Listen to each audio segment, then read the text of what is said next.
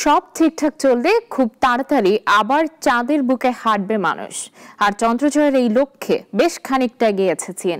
2030 সালের আগেই চাঁদে নভোচারী পাঠানোর পরিকল্পনা হাতে নিয়েছে দেশটি। সেই লক্ষ্যকে ঘিরে চলছে জমজমাট প্রস্তুতি। চাঁদে নামার জন্য চাই অত্যাধুনিক প্রযুক্তির নিরাপদ ল্যান্ডার। সেটা তৈরি করার পর সম্প্রতি পরীক্ষার কাজও সেরে ফেলেছে চীন। লানইউয়ে নামের অবতরণ যানটির সফল পরীক্ষা অনুষ্ঠিত হয়েছে উত্তর চীনের হুবেই প্রদেশের হুয়াইলাই কাউন্টির মহাকাশ অবতরণ পরীক্ষা কেন্দ্রে। লানইউয়ে শব্দের অর্থ হলো চাঁদকে আলিঙ্গন করা, চাঁদের কক্ষপথে ভেসে বেড়ানো ও চন্দ্রপৃষ্ঠে নভোচারী পরিবহন। দুটো কাজই করবে লানইউয়ে। একসঙ্গে দুজন নভোচারী আনা নেওয়া করতে পারবে এটি। এছাড়া চাঁদের রোভার ও অন্যান্য বৈজ্ঞানিক যন্ত্রপাতিও বহন করবে এটি। উৎক্ষেপণে প্যালোড যাচাই করা হয়েছে, জটিল পরিবেশে মসৃণ গতি ও তাপ সহনশীল পরীক্ষা করেছি। ল্যান্ডার চাঁদে দীর্ঘক্ষণ টেকবে।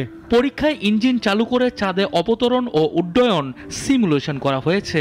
নিয়ন্ত্রণ, গাইডেন্স ও প্রপালশন সিস্টেমের সামঞ্জস্য যাচাই করা হয়েছে।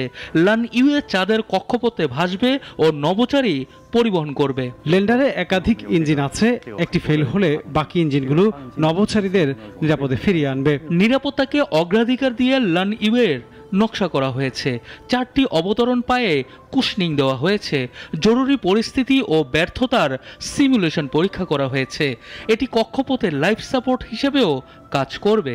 মহাকাশচারীরা মসৃণভাবে অবতরণ করতে পারবে। এতে নভোচারীদের জন্য উন্নত মানের যান্ত্রিক দক্ষতা নিশ্চিত করা হয়েছে। লানইউয়ে হালকা গঠন ও উন্নত নকশার মাধ্যমে বিভিন্ন চ্যালেঞ্জ পার করেছে। এটি রোভার ও যন্ত্রপাতি বহন করবে।